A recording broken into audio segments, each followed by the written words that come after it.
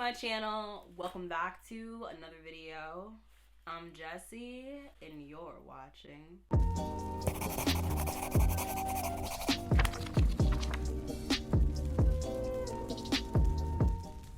It is time. It is finally time. This is the video that I think a lot of us wait all year to make because it's the video that we're the most excited about. Like every book that we pick up, for the most part, I think as readers, we secretly hope in our heart of hearts that this will be the book, right? The book that will be our favorite of the year and potentially a new favorite. And so the stack of books that I have here, the 10 books that I'm going to be talking about, is those books, those top 10 standout books out of all of the amazing, incredible, just wonderful books that I read in 2021. These are the ones that take the cake. These are the ones I'm going to be recommending the most, the ones that mean the most to me, the ones that impacted me in ways that I can't even communicate in the span of a single video.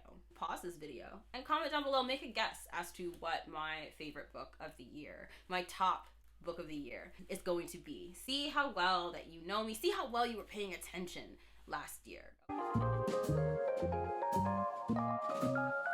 Coming in hot at number 10, this book will probably be a surprise, and that is none other than A Lesson in Vengeance by Victoria Lee. Yo, trans authors were killing it last year. Killing it. And this year, 2022, all of the trans-centric books, all of the books by trans authors coming out this year have me geeked in several languages. And Victoria Lee has become a new favorite author. I'm so excited, and it was officially because of reading this book. So A Lesson in Vengeance is a dark academic story about a girl who kind of gets involved with witchcraft at this female boarding school. And it is sapphic, it is spooky, it is dark. It's every single thing that you want from a book that merges gothic storytelling with dark academia. What more can one ask for, right? However, I was skeptical about this because I don't have the best luck with dark academia. Shoot me. It really just doesn't do a whole lot for me as a genre. I'm not gonna lie, it really doesn't. This is also a YA book, and YA books are often a miss for me, which is unfortunate, but it is what it is. And the fact that I loved this book so much, like, look at this. Look at this. Look at all these tabs. And if you want to see actually how I annotated this book, I have a video, I have a series on my channel called Annotate With Me, where I annotate books start to finish. There's no spoilers in the videos. It's literally just me showing my process of how I annotate a book. And this was the very first book that I annotated for that series. I also have a reading vlog that I did with this because I read this for Sapphicathon, my monthly readathon that I co-host with Jan Agaton. The writing, though. The thing that I loved about this book, so the reason why it's going to surprise y'all that this is on my list is because I ended up giving it 4 out of 5 stars because there were issues. This is a very imperfect novel. The issues with the plot. This plot had more holes in it than Swiss cheese. But when I'm telling you that the writing and the character work is slapped. Like, I had bruises. It is phenomenal. It's a beautiful story, and it's the writing and the self-observations that really, really stuck with me the most, and those quotes. But also the fashion. Look. Why am I dying on camera? Obviously, I'm really into fashion, and there is a character in this book who is very dapper. Her name is Ellis Haley, and Ellis's wardrobe, Ellis's descriptions of what she was wearing in every scene was just giving it. It was providing, okay? It was paying the rent. Even though this book was so imperfect and the ending really frustrated me, it stuck with me. It has a quiet force, this book, and I haven't been able to stop thinking about it. So I figured, hey, it's gotta make it onto this list. The next book that I have here is arguably the best writing that I read all year. And I know it's a shock that it's only number 9, but it's only number 9 because this list isn't about books that were the most masterful, right? The most literary. They're about books that really stuck with me the most, themes and such. And so writing, this book takes the cake. And that book is none other than The Sweetness of Water by Nathan Harris. I believe this is also a debut. And like, how? This is giving modern classic. It's giving Pulitzer. It is that good. Just some of the best damn writing I have read in my lifetime. So we're following a pair of brothers who who have recently been freed from bondage. This is set in America just after the official end of African chattel slavery. These brothers end up stumbling upon this farm that is owned by an elder white couple. The husband is like, you know what, I will happily give the two of you work. And so the book is about these two brothers adjusting to being out of bondage, but also how the white community is very angry about the fact that this elderly white man gave two black men jobs at a time where white men were really struggling financially because slavery had just ended. It really called that history into present, and I loved that this was a story that was set not during slavery, but the aftermath. Those kinds of stories immediately after the end of slavery are not often told. And then you have these characters and their motivations, their suffering, their pain, their individual nuances. It was amazing. And the storytelling, the writing, the quotes. This book is perfect in every way that a novel can be perfect. Even if you aren't a big fan of historical fiction, I could not urge you to read this more. This is a book that you're going to want to take to step out of your comfort zone with, and you are going to be in good company. Then I have a book that I read for NB Book Club, which is the non-binary book club that I operate over on Instagram. And this book is by none other than Zain Jukadar, who is an author that at the time was new to me, although they have put out, I believe, 3 books. And so that book is none other than The 30 Names of Night. And what's funny about this is I was sent an ARC, but just hadn't gotten to it until after the book released. And from the second that the book was in my hand, I knew that it was special. Other readers, does this ever happen to you where you pick up a book and it's not, I'm telling you, it's not how the book looks, right? It has nothing to do with the presentation of the book. It's not even about the title. Something about the book calls to you, and you have this knowing in the pit of your stomach that says, this book is going to be special. This book, when you read it, you are going to read it at exactly the right time in your life. Does anybody else get those feelings? The book that's in my number 2 spot was another one of those books, and I'm so excited to talk to y'all about that. In this book, we are following a closeted Syrian-American trans boy who is still reeling 5 years after his mother was killed in a fire, in a house fire. And he's still not over it. He is an artist, and he has a really special relationship with birds and bird watching. He is this beautifully talented painter who loses his ability to paint after his mother's ghost begins to visit him. And so this book is a spiritual realism novel about this boy who is both trans-binary and trans-non-binary coming into himself. And it has phenomenal demi-rep, the writing. Have you ever read a book where you would read a sentence and then you would pause and put the book down and stare off into nothing? Because you were like, how is it possible that that sentence exists? Because that sentence is such an unbelievable work of art that you cannot accept that you've just read it, that you've just experienced it. You wonder, how is this sentence not in museums? How is this sentence alone not winning awards? That's the whole novel. You just have its tenderness and the beauty of queer and trans communities. And I love how it spoke so beautifully and deeply about queerness at the intersection of being Middle Eastern, of being Muslim, of being an immigrant. And it was so unapologetically a story about immigration and ancestorhood and about spirituality and othering in America. I want everybody to read this novel. Everybody should read this novel. I think that books about queer Muslim individuals are so often swept under the rug and ignored and under-celebrated.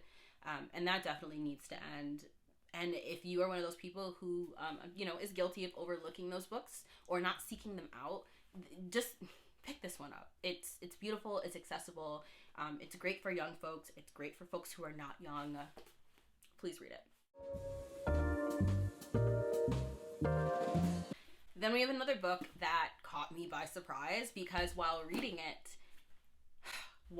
this book, okay, while reading this book until the very last chapter. I was certain this book would be a 3.5 star. I was certain. That last chapter, though. That last chapter? That last paragraph? Excuse me. F the chapter. The last paragraph made this book not only 5 out of 5 stars, but one of my favorites of the year. And the book is Dream Country by Shannon Gibney. This is Shannon Gibney's debut, and she's a Minnesotan, so am I. I absolutely love it, and it features a neighborhood, a city that I'm familiar with, and it just made the story feel closer to home. But what this book is about is a 17-year-old boy named Collie. Collie gets in trouble because he gets into a fight after dealing with all of the microaggressions of being a Liberian refugee living in suburban Minnesota. He finally snaps and beats up a kid who was bullying him. And his parents are like, yo, you going back to Liberia so that he can be straightened out. And it's about what happens from there. And the story is not only told from his perspective, but from his ancestors' perspectives as well, which is one of my favorite storytelling devices. You know I love my ancestors, you know I love my spirituality. It just makes a book for me if it's done well. One of the things that I loved about this book is that it talks about the ways that Liberian refugees, Liberian individuals are treated in Minnesota specifically, because it is horrific. I also liked the ways that it discussed specifically how Liberians are treated by Black Americans in Minnesota, because that's something as a community, as a Black community, we don't like to talk about. And there is a lot of prejudice against African refugees and African immigrants. This book addressed what it's like to live with that pressure, being a Liberian American in Minnesota and trying to have community with other Black people and not getting it because of anti-immigration sentiment. And it was so beautiful to like see that be addressed. Premise and the themes were just there, absolutely there. But the writing was just for me. It was okay. I wasn't getting as hit heavy by the story as I should have been. So I was thinking, okay, 3.5 stars, maybe rounding up to a 4, because the execution of it is so great and the storytelling is great. It's just not giving me the memorable feelings that I want. And then that last chapter came. This book had a plot twist, okay? And it was a plot twist. A contemporary novel with a plot twist. A non-thriller with a plot twist. Kind of like In the Dream House by Carmen Maria Machado. Amazing, amazing, amazing, amazing. Read it. You should just read it. Next up, we have A Map to the Sun, which I made a dedicated video on. I will leave that link down below. This is the first time I've ever made a dedicated video for a graphic novel. This was one of my anticipated releases, and it did not disappoint me. This is from one of my favorite authors. I was so heavily anticipating it, from Sloan Leong, and oh my god. Sloan is Chinese, Mexican, Italian, European, Hawaiian, and Native. She has self-published, but she's also written for big comic houses like DC. And her stories are just really, really good. And so anytime she's coming out with a book, it goes on my list. It goes right on my TBR, add to cart. You know what I'm saying? And I was so excited about Map to the Sun. All I knew was that it featured 2 girls who are rivals on this basketball team. And when I'm telling you that this book, I'm not going to go too much into detail about this book because I have a whole dedicated review. But the art, okay, this is the art. It's so beautiful. And then we have the storytelling. And it ends up being, I say this in my dedicated video, but I would argue that the synopsis on the back of this book is complete trash. Like, I completely disagree with it. Just ignore what you know about the synopsis because it doesn't do the book justice. What this book is about 5 girls who are all very troubled in their own ways. And they are misfits, outcasts, freaks and geeks, and they all come together. They're dragged together because they all get into trouble, and they're forced to start the first ever female basketball team in their high school. And it's about these girls who are like, I don't want to be on this team, F this, and they find something to fight for, and then they find each other, and it is so good. Like I said in my video, that if you want a comic book version of Euphoria, that you should just read this. And also it's very queer. It's so good. It's so good. It's so good. It's so good. I cannot wait for the next volume. I need it immediately. Alright, coming in at number 5, we have Son of the Storm by Suyi Davies Okumbawa. This is so freaking good. I knew just from the cover alone, this beautiful black boy, this amazing, powerful cover, that this book was going to be it. And here it is on this list. Just absolutely beautiful, amazing, wonderful fantasy. I just want to hold you tight. In this amazing adult fantasy novel, we are following a boy named Danso. He lives in the city of Basa, and he is a scholar. But although he is just the most brilliant person in this entire city, because he comes from a marginalized identity, from a lower caste, a lower class, his achievements are shunned, and then he is accused of stealing a very, very precious legendary work. And so he goes on this mission to clear his name. And on this mission, he finds magic. He meets a very mysterious girl with incredible abilities, and he also makes an enemy. And it is just so good. The political intrigue is there. The world building is there. The politics of the city was there. The writing was phenomenal. I really liked the magic. I enjoyed it. One criticism that a friend of mine, who I forced to read this book, one criticism that they said was that it seemed like Danso mastered a certain thing a little too quickly. And I disagree with that criticism, but I hear why that criticism exists, but I utterly disagree with it. So I just want to say that so that we can have a talk about it in the comment section down below, if y'all know what I'm talking about. But it's really, really good. This was my first of Okumbawa's books. I really want to read, I think it's called God Hunter. I've wanted to read it for so long, and now that's way at the top of my list. The magic is really cool. I loved like the costumes and the heavily leaning into African storytelling. It's just so freaking beautiful, and you have to read it. Number 4 is a book that I actually predicted to be my favorite of the year. I made 2 Instagram posts about it. I wrote a long, dedicated Instagram review of this book. I begged people to read it, and I don't think anybody actually listened to me. So if you have any confidence in my book reviewing abilities, if you have any trust in my opinions on books, I'm going to need you to just automatically, without question, add How Beautiful We Were to cart. Request it from your library. Check it out from the library. Do what you gotta do, but you gotta read this book. It makes me angry to this very moment that this book is not being read the way that it should be, that it's not being circulated the way that it should be. It really actually genuinely frustrates me. This is a book about the fictional village of Kosawa, and this beautiful village full of just culture and customs and heritage and community is slowly being destroyed when an American oil company called Paxton comes and begins drilling into their land, causing the poisoning of the water supplies, the erosion of the land. The farmers can no longer grow crops. Kids and elderly folk are dying. Children are being born with deformities caused specifically by this drilling. And it's about these people eventually, after years and years, decades of these oil company representatives telling them that we're going to stop drilling soon, it'll be fine, we'll give you reparations, it'll be fine. They finally are like, F this, and we're going to fight back. And it's about what happens. If you live in America, can you just read this book, please? Essentially, this is about how issues of environmentalism are focused on America and nowhere else. That all being said, the writing. I mean, I'm saying that for every book, but like the writing was gorgeous. It was heartbreaking. I cried from reading this book, not just because of the issue, but because you get to see this community break apart.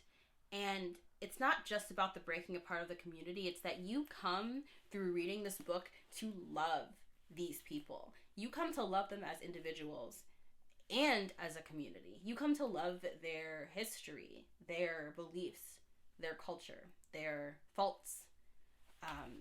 You come to see them, to know them. And the only way to honor them is to be utterly destroyed as they're destroyed. Please just read it.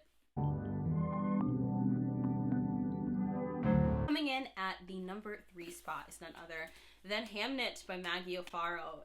So this book was sent to me very early on in 2021. And I'm not gonna lie, I was like, it's a really cool cover, but the premise does not at all really call to me. But I really liked the cover, and when it got sent and when I held it in my hands, I had that feeling that I was talking about at the start of this video. That feeling that this book was going to be special, that I needed this book, and that when I was ready, this book would do something for me that no other book could do. And that's exactly what happened. The light bulb went off, the moment came. I walked to the bookshelves, I pulled the book down, I was told to read it, I read it, and I was utterly, completely destroyed. The only person on BookTube that I have heard read this book is Olivia of Stories for Coffee. She is absolutely amazing. She reads so many books that are like under-celebrated here on BookTube. She's an amazing BookToker and Bookstagrammer. So if you want like amazing content and really good in-depth beautiful book reviews, you have to subscribe to Olivia. She is the bee's knees. Yeah, we both absolutely utterly loved this book. This book is set in England, and it is following the Black Death, the plague, and we're following a family who is visited by the plague, and they are two twin kids, a very grumpy grandpa, and then this husband and wife who have a really interesting backstory. And so you get to follow each of these people individually. You get to watch them as they age, and then you get to watch them suffer in present time from the plague. This book features one of my new favorite characters of all time. I think he was my favorite character out of all the books I read in 2021, and his name is Bartholomew. Bartholomew was amazing. He was so freaking cool.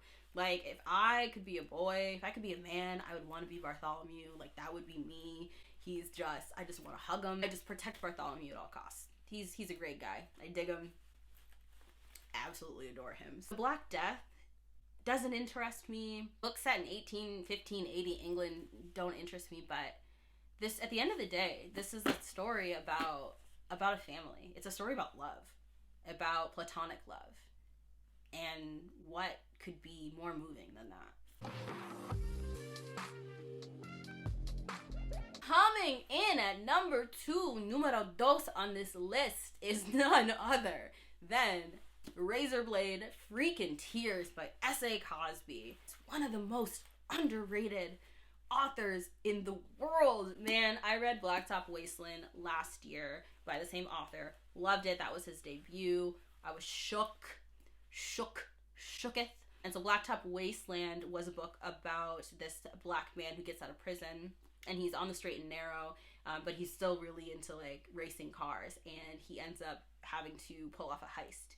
And you know that book was the shit because it was about cars, and I loved it. And so when I found out that S.A. Cosby was coming out with another book, I was so ready. And I read this book via audio. This is my new favorite audiobook of all time. Yeah, I would say it's my new favorite. I would definitely say that, which is hard because I've heard some amazing audiobooks.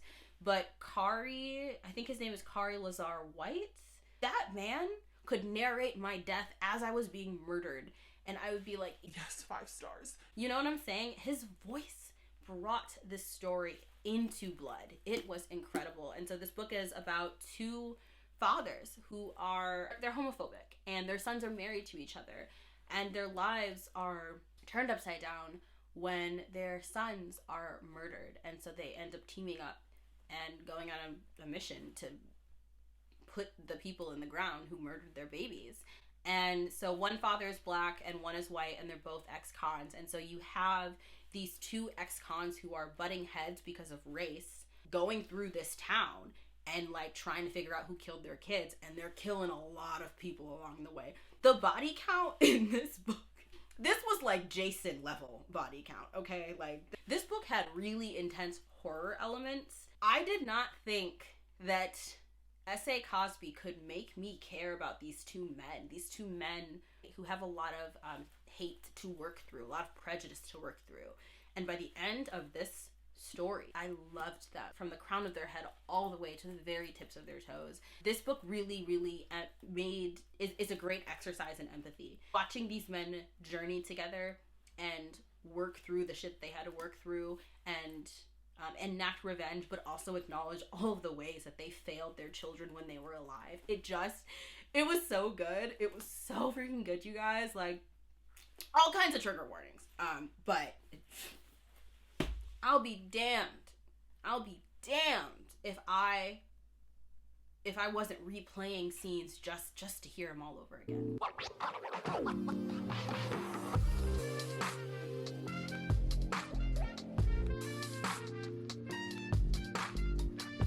And now we have arrived at my top book of 2022. And that book is none other than Dear Centran by Akweke Emezi. Akweke Emezi is my favorite author. They are a god, point blank and simple. And you know what's funny? I read Freshwater, I think the year after it came out. It was the group book for Blackathon, or it was a book, the very first Blackathon that I ever hosted.